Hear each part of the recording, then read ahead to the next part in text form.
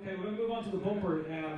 The bumper is one of the best betting heats of the entire festival. Obviously, a race with a huge Irish interest. And this year's bumper, there's an awful lot of talking horses in there. It looks a really hot contest. And we're going to have a look at some of the principal. This is Condor Court, and a horse that looks like Patrick Mullins is going to arrive in the race. I tell you that Condor Court is raced right away now to win this by a big margin up towards the finish. 2 out of 2. Willie's going to have 4 or 5 runners in the race. The likes of Union Jews, a horse that he really likes.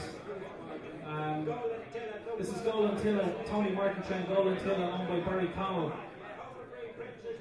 Again, a horse that was quite an expensive purchase, and it was very, very impressive with winning his bumper here.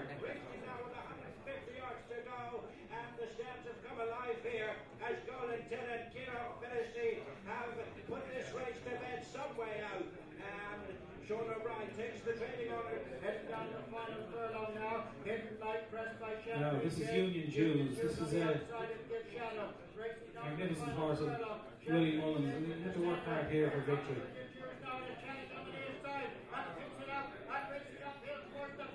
It's number 72 for Patrick Mullins, and another one for Willie as Union Jews and Patrick Mullins win. Beginning the run of the final furlong now, and it's Moyle Park in the lead, followed in second place by Oakville Cat. Again, another Barry Connell horse. But racing now towards the final 200 yards, it's A Rich Moyle Ritchie Park on in the now. lead as they race up towards Moyle the Park. finish. Blackmail and Oakville Cash, and racing up towards the finish, it's Moyle Park in the lead as they race up to the finish. Moyle Park and Patrick win by 4 lengths. Moyle Park doesn't run.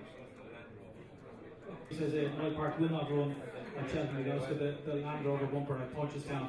Okay, well, they're a fairly decent crop, though, you'd have to say, and it's probably justified that it's 7 or 8 to 1 the favourite. There's one horse we didn't see there, a horse of Liz Dives, and we were down again doing a bit of filming with her today, and this is a horse that they really, really like. And for me, he was the most eye-catching horse of all the top 5 or 6 in the market in winning his bumper.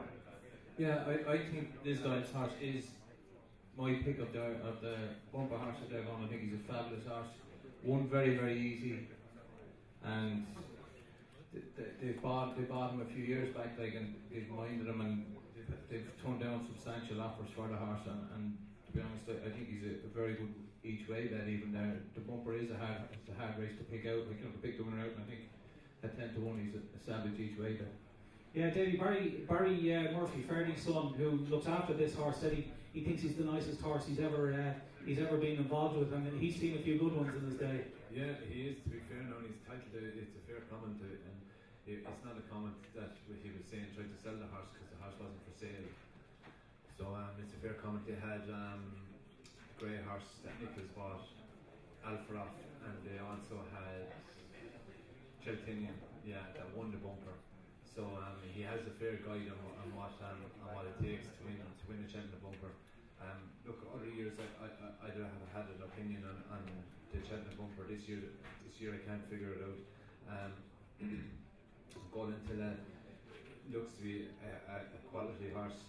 Won his point on his bumper, but I just have to question Mallow form in general. It doesn't seem to throw up really good bumper horses.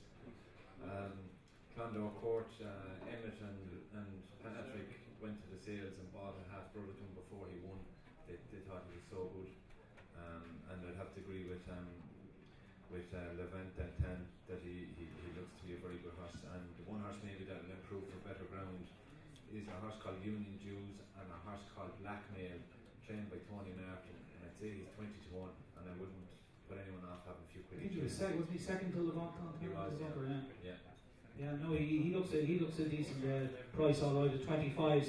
The horse that Blackmail beat today, very the horse that Blackmail beat. Yeah, size and chilly. He was. Yeah. The reason I suggest Blackmail is he's by Blackstone Bellamy. He can improve for better ground, and he's had 3 or 4, I think maybe 4 bumper runs that would stand to him for experience around there. Maybe against the horse that's only had the one.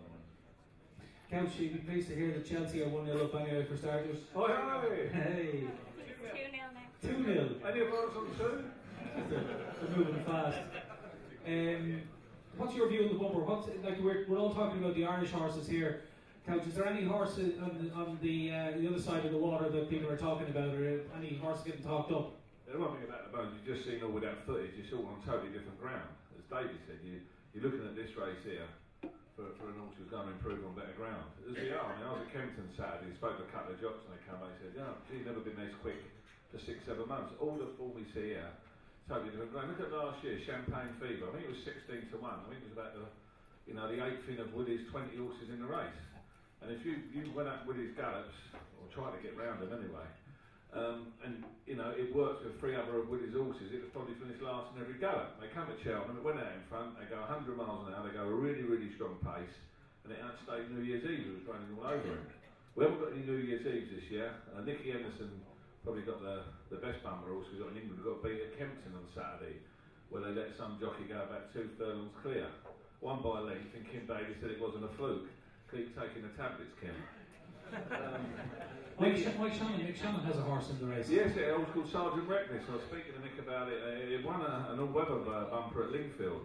Again, it's very, very flat bred, Denis. I'm not certain it was a mile. I'm not certain it got up the hill. Again, last year Champagne Fever, we looked at sitting duck coming down the hill, but he outstayed them. What is interesting me is when Cousin Vinny, Patrick rode Cousin Vinny as well, and Ruby rode a shorter price stablemate. It occurred to me right at the last minute, blood thicker than water, and Patrick has ridden 2 out of the last 5 winners of this. So whatever one he rides for his dad, he seems to know. I remember Joe Cullen winning He's this going to race. ride Clondalk Court, apparently. Is he? Well, that's short for me. Patrick's ridden them, or Ruby hasn't. He must have the choice, mustn't he? Yeah, logically. Brian. What's the name? Sergeant Reckless. It was going to. Mick thinks it might be listed class on the flat line. It bolted up at Lingfield, but it wasn't much of a race. And it bolted up at Winstanley when their fortunes, and again 2 speed tracks. We were slightly worried about getting up the hill. But there's another horse this size in Tennessee of Willis. I thought just might improve. Empiricals and also Jeremy Scott's was very impressive when it won at Huntingdon, another speed track. But Jeremy Scott's never trained a Cheltenham winner. And until he does, I'll oppose him. That's why I want to be against Melodic Rendezvous. And the stable's under a bit of a cloud at the moment. I'm interested with the time. It's not for sale, the horse. Must be the only horse in Ireland never for sale. They turned down $500,000 for it because it's owned by a syndicate of oil brokers in London, so they don't need to sell it. Oh, right. Apparently. Again, I might go back to Alpha Ross she had, didn't she? Before that. Alpha Ross and Cheltenham as well. Cheltenham actually got beaten, I know. It's a punches down. So she's actually been involved in 2 of the last 3 bumper winners. So. She has. Again, I'm looking to back something at a price, and obviously Davy knows more about this than any of us will. And the Black Sound Bellamy, a son of Sadler's Wells, if he's got to improve on better ground at 25 to 1, I'll listen to what Davy said, he'd back him in the race rather than anything else, because you're taking a complete guess on A, the ground, and B, what they're going to be like in a really strongly run 2-mile race. Yeah, that's a good point, Peter, isn't it? I mean, the ground over the last couple of, it's been a very, very wet winter, and particularly in England. And there's a bit more rain forecast next week, but it is drying out over there, so you could get some queer results over there, particularly in the handicaps. Yeah, well, no interest in the bumper at all. No. I don't even know what's riding running. That's fair enough. So I take it you won't be having a bet. Oh no, not the bumper, no. Tell me this: what is your nap of the festival? What is there any horse in particular that if I was to give you a big wedge that you'd say, okay, I'll have it on that? In the Arkham. Yeah. Simon C. No. Oh, sorry. No. Yeah. Overtorn. That's the one. Okay. That's mine after me. Overtorn. Good man. Brian, what's your view on the bumper?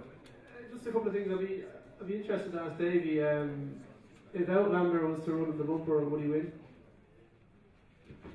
He's the highest rated bumper horse in Ireland, and but he won't be running it. So he's definitely not running. Why does he hate the bumper so much? I don't know. It's not a grade 1, and he'd rather, if he was going to run him in a bumper, he'd rather run him in a grade 1 bumper like Punch. Is he grade? Is it? No, it's grade nothing. No, it's just a literally a bumper. Yeah. It's a rough old race as well, maybe to ride in, isn't it? Well, look, come here. There's no reason to say like there's been very good horses that have won it and gone on to win like last year's winner. You'd suggest he'd never ever. Didn't stop Florida Club. Yeah, no. Our last year's winner, our all them good horses that have won it. So but it's just Michael doesn't want to run him over there with the chance of leaving the rest of their career behind him. sorry, David, if you notice, Nicky Henderson don't run it. He had a really nice horse 5 years ago that knackered it up, and he just says, that's it, I'm not running this. You know, it's not everyone's. Now, thankfully, you know, we've got, you know, the Fairy House, Puncher Stand, Cheltenham's not the boo and end all. The H3 bumper, of course, my tent or yours got beaten last year. Yeah, sure.